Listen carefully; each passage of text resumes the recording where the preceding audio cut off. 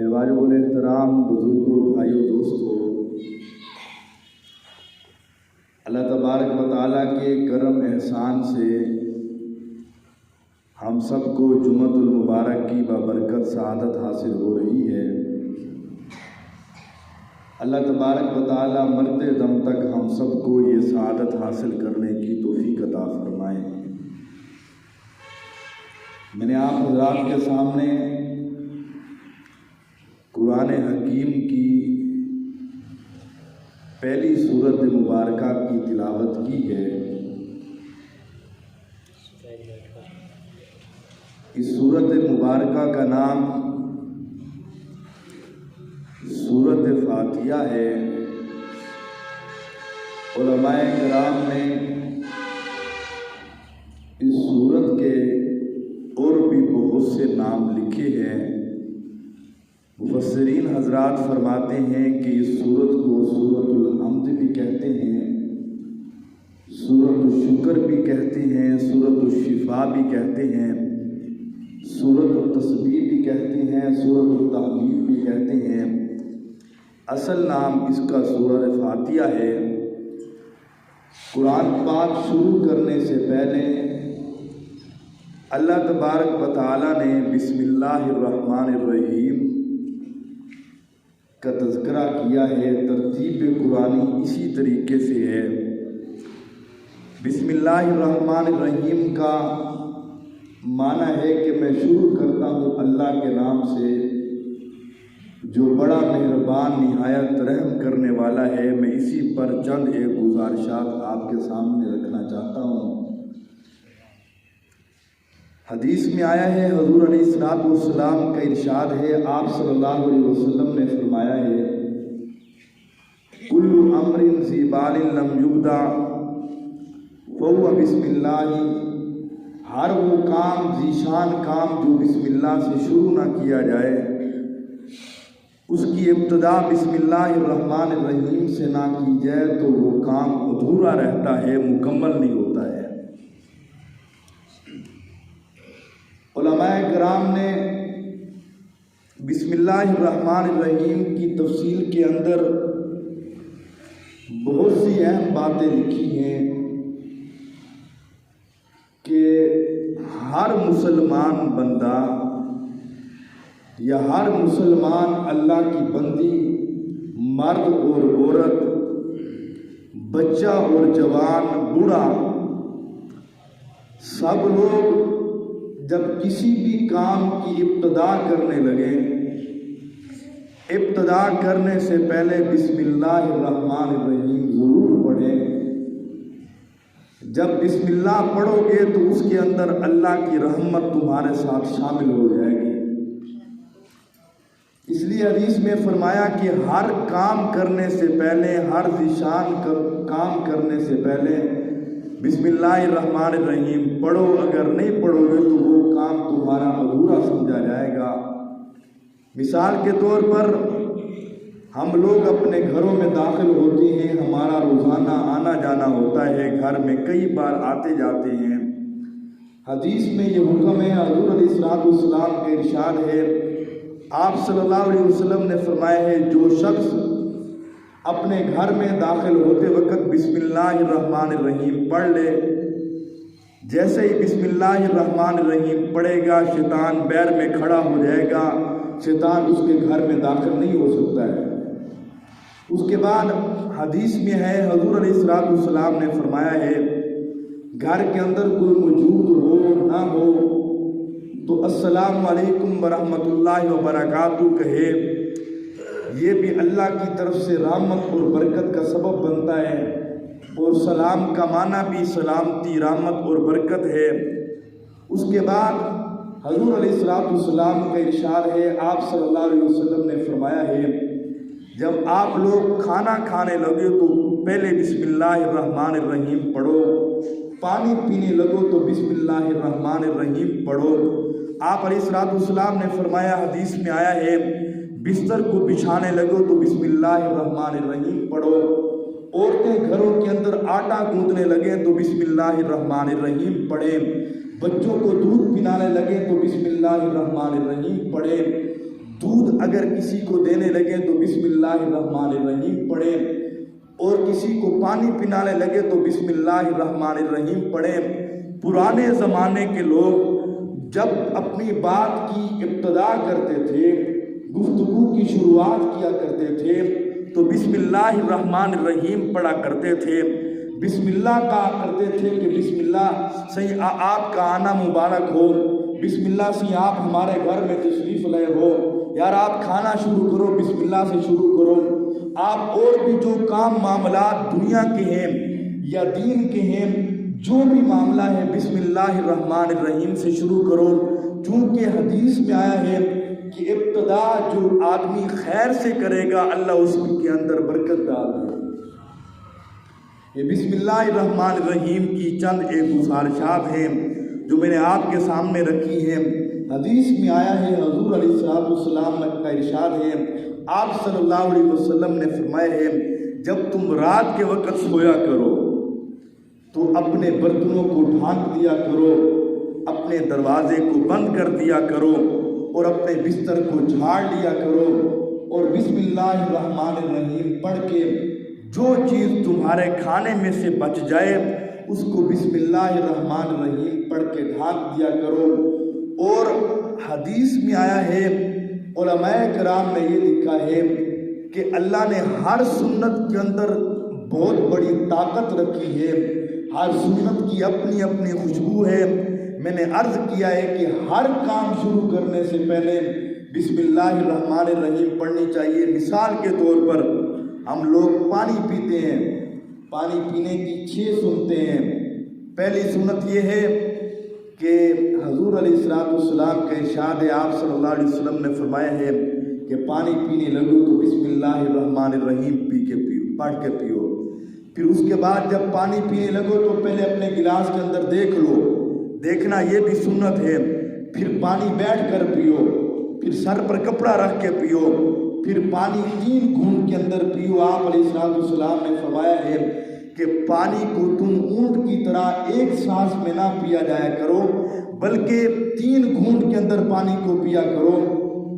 اس کی تحقیق کے اندر حکماء کرام نے اور علماء کرام نے اور بڑے بڑے ڈاکٹروں نے یہ بات لکھی ہے کہ جو لوگ سنت کے مطابق بیٹھ کر پانی پیتے ہیں اور یہ 6 سنتیں زندہ کر کے پانی پیتے ہیں، آخر میں الحمدللہ بھی پڑھتے ہیں، نہ ان کو زندگی کے اندر کبھی گردوں کی بیماری لاحق ہوگی، نہ ان کے پھیپھڑے کمزور ہوں گے۔ یہ ڈاکٹروں نے لکھا ہے۔ پانی تو ہم ویسے پیتے ہیں، اگر سنت سمجھ کے پیئیں گے تو ہمارے لیے ہماری صحت بھی صحیح رہے گی اور ہمیں اس کے اوپر ثواب بھی ملے گا۔ کھانا شروع کرنے سے پہلے ہم نے بسم اللہ الرحمن الرحیم پڑھنی ہے۔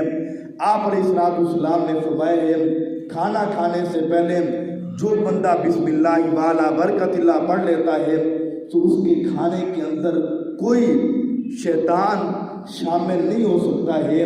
اگر بسم اللہ پڑھنا بھول گیا شیطان اس کے اندر شامل ہو جائے گا، پھر اگر یاد آ جائے تو بسم اللہ اول و آخر پڑھے گا، تو اگر یہ پڑھ لے گا تو شیطان نے جو کچھ کھایا پیا ہوگا وہ اس کو اڈیل دے گا۔ میرا عرض کرنے کا مقصد یہ ہے کہ یہ چھوٹی چھوٹی باتیں روز ہم بیانات سنتے ہیں، علماء کرام سے گفتگو سنتے ہیں، یہ ضروری چیزیں ہیں، یہ ہماری زندگی کا ضروری حصہ ہے۔ اگر ہم ان چیزوں کو صحیح معنی میں اپنا لیں گے اور اپنی زندگی کو اس کے مطابق لے کر آئیں گے، میں نے آپ کے سامنے سورت پڑھی ہے، سورت فاتحہ۔ میں نے پہلے عرض کیا ہے کہ اللہ نے ہر سنت کے اندر کوئی نہ کوئی حکمت رکھی ہے، اور بسم اللہ الرحمن الرحیم کے اندر اللہ نے برکت رکھی ہے۔ برکت کیسی ہے میں آپ کو اس کے اوپر ایک واقعہ سناتا ہوں۔ بسم اللہ الرحمن الرحیم، الرحمن بھی اللہ کا نام ہے، الرحیم بھی اللہ کا نام ہے۔ علماء کرام نے لکھا ہے کہ رحیم یہ اللہ کے ساتھ خاص ہے، اور رحمان یہ اللہ اور بندے کے درمیان عام ہے۔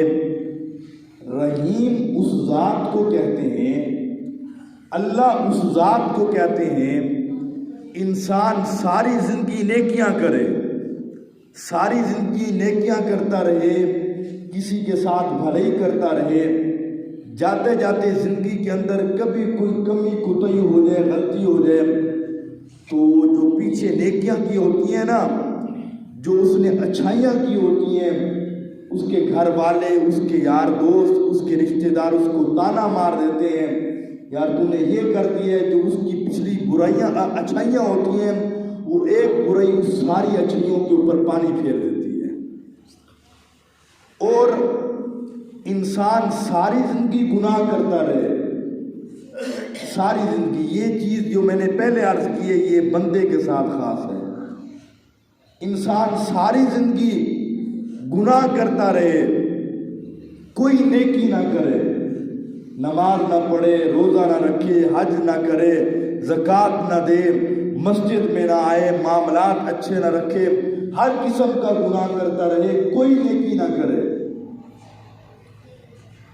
ایک دن 70 سال اس کی عمر گزر گئی، دل میں خیال آ گیا، یار میں اب توبہ کرتا ہوں، میں اللہ سے جا کے معافی مانگتا ہوں۔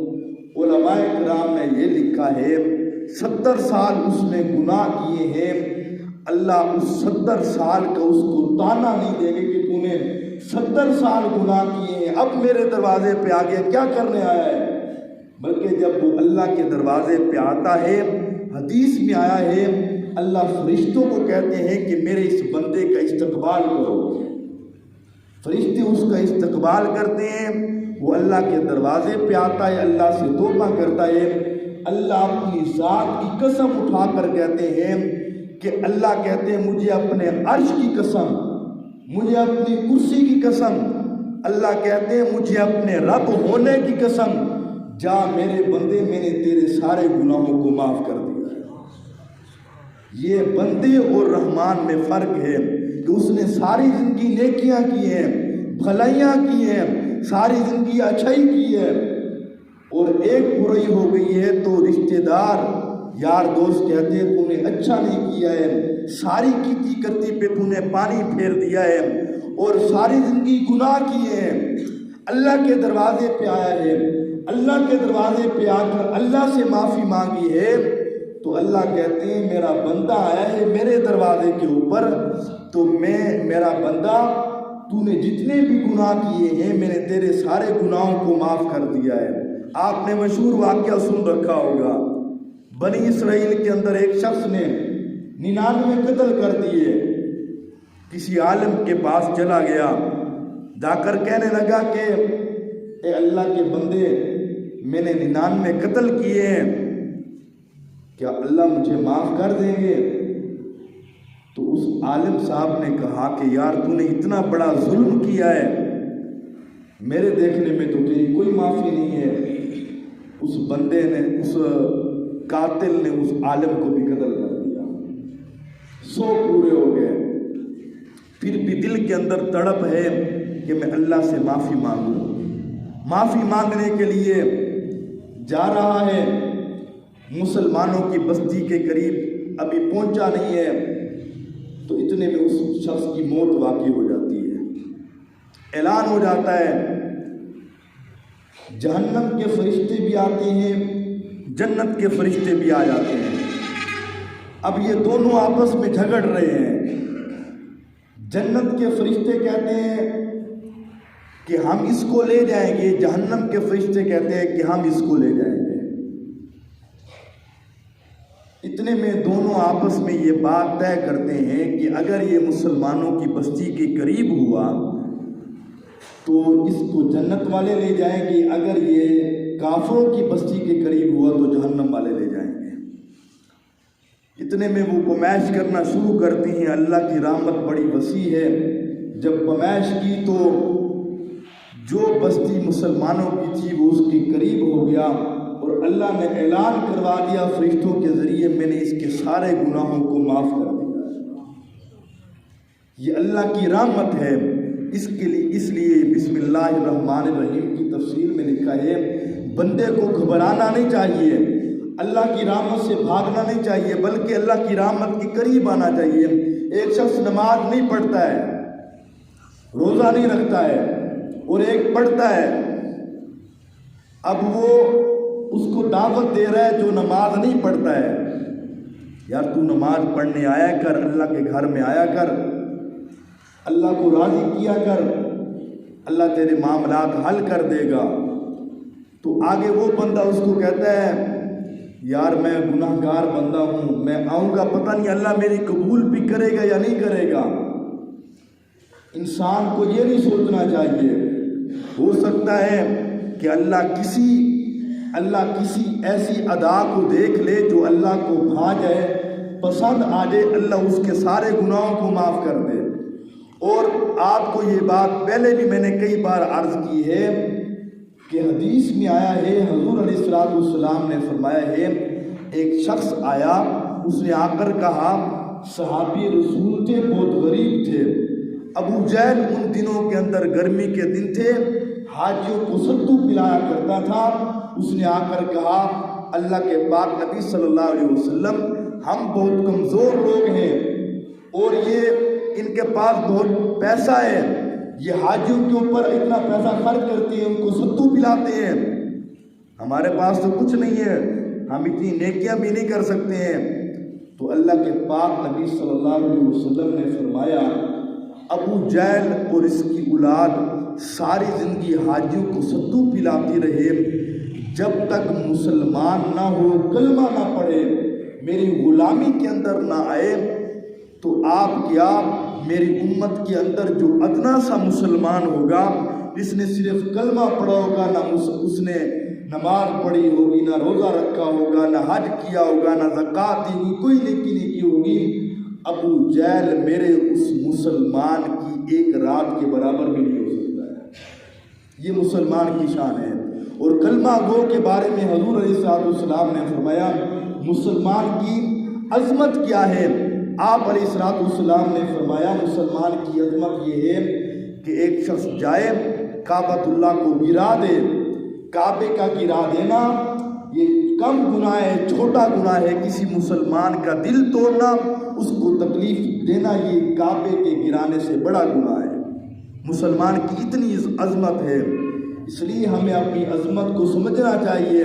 ہم صرف نام کے مسلمان نہ رہیں، یہ تو اللہ کے پاک نبی نے ہماری عظمت بیان کر دی ہے، نسبت ہے، چونکہ ہماری نسبت حضور علیہ السلام کی وجہ سے ہمیں اللہ نے محفوظ رکھا ہوا ہے، اور ہماری نسبت، ہمارا تعلق حضور علیہ السلام کے ساتھ ہے، اس لیے ہم بچے ہوئے ہیں۔